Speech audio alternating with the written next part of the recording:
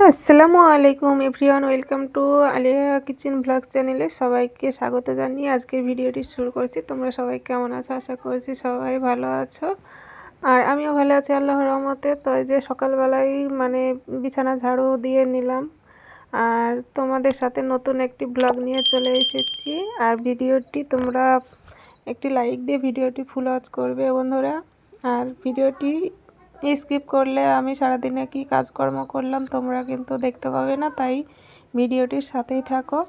তো আমি এই যে ঘর ঝাড়ু দিয়ে নিচ্ছি সকালবেলায়, আর বিছানাটা এই যে ঝাড়ু দিয়ে নিলাম। আর এই যে আমি একটা পার্সেল অর্ডার করেছিলাম, যে এই যে মশলা রাখার জন্যে।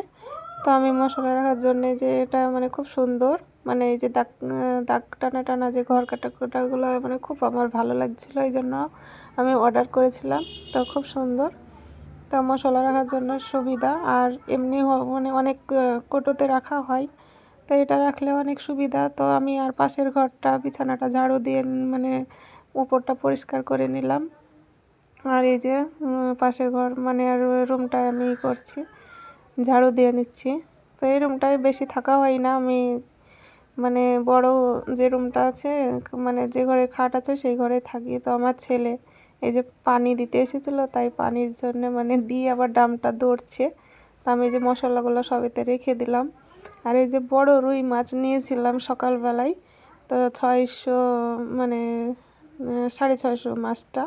তো সকালে যে এক কাপ চা করে নিলাম, তো চাটা খেয়ে নেব এবার।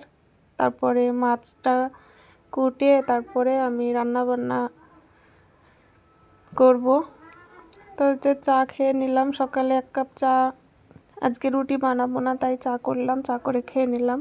চাও খাই রুটিও খাই, কিন্তু আজকে রুটিটা করব না কারণ একটু ব্যস্ত আছি।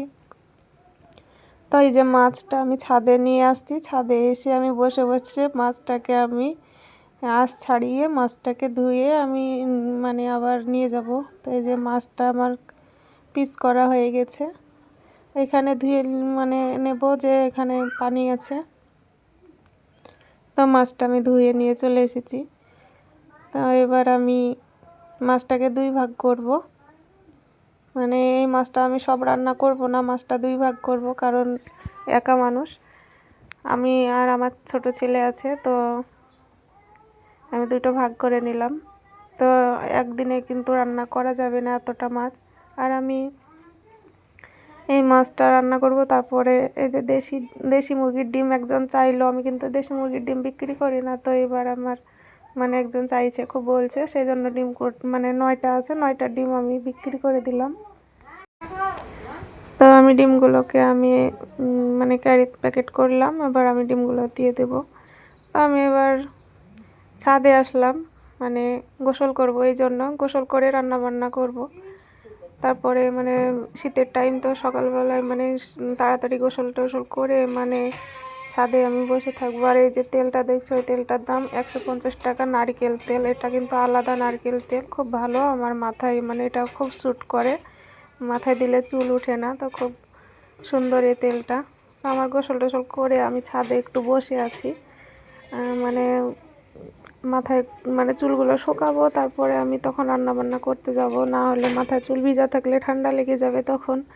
তো আমার গোসল টোসল সেরে যে একটু ছাদে বসেছিলাম, এবার নিচে আসলাম, এবার রান্না বান্না করব রান্নাঘরে।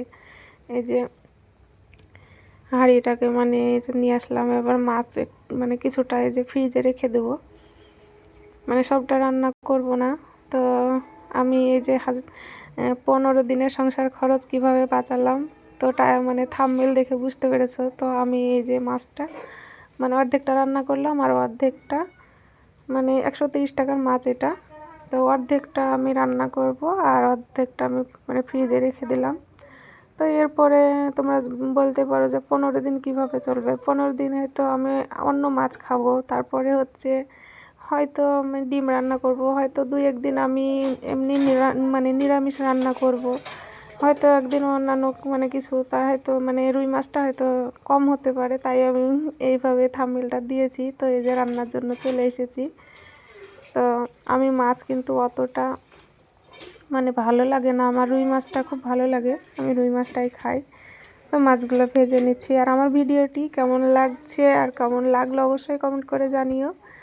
আর আমার ভিডিওটি সবাই সাথে থেকেও, কেউ মানে স্কিপ করে দেখবে না, না হলে ব্লগ ভিডিও তো স্কিপ করলে কি করলাম না করলাম, সারাদিন কি কাজকর্ম করলাম মানে বুঝতে পারবে না।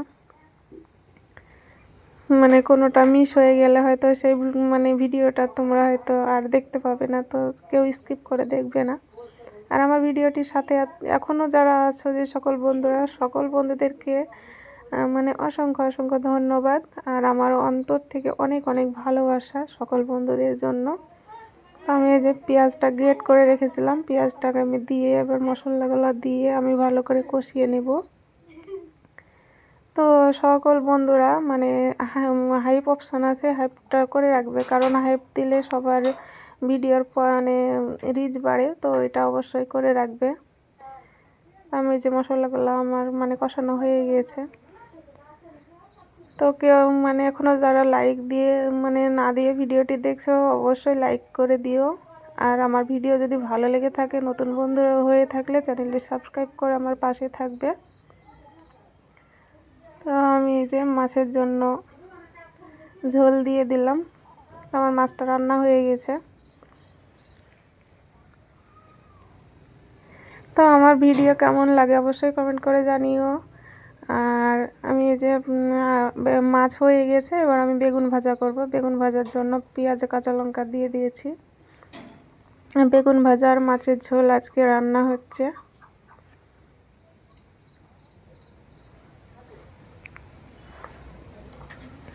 তো আমি ভিডিওটি মানে অনেকটাই বড় হয়ে গেছিলো, তবুও স্পিড বাড়িয়ে দিয়ে আমি ভিডিওটি আমি ছোট করেছি, কারণ মানে বন্ধুদের কষ্ট হবে বলে আমি ভিডিওটি ছোট করেছি।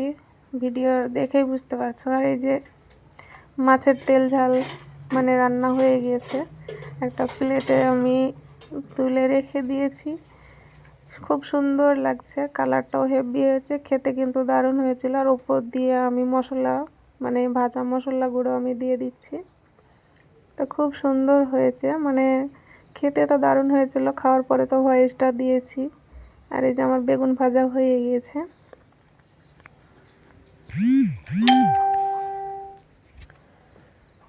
তো আমার বেগুন ভাজা হয়ে গিয়েছে, দেখতে পাচ্ছ। তো দুপুরের জন্য এই যে খাওয়া দাওয়া মানে করব, রান্না বান্না হয়ে গিয়েছে দুপুরের জন্য।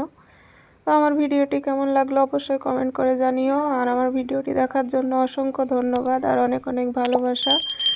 আর আমার ভিডিও যদি ভালো লাগে, তো নতুন বন্ধু হয়ে থাকলে চ্যানেলটি সাবস্ক্রাইব করে পাশে থাকবে। তো সবাই ভালো থাকবে। আর ভিডিওটি শেষ পর্যায়ে চলে এসেছি, আবার দেখা হবে আবার নতুন কোনো ভিডিওতে। সবাই ভালো থাকবে, সুস্থ থাকবে। আল্লাহ হাফেজ, আসসালামু আলাইকুম।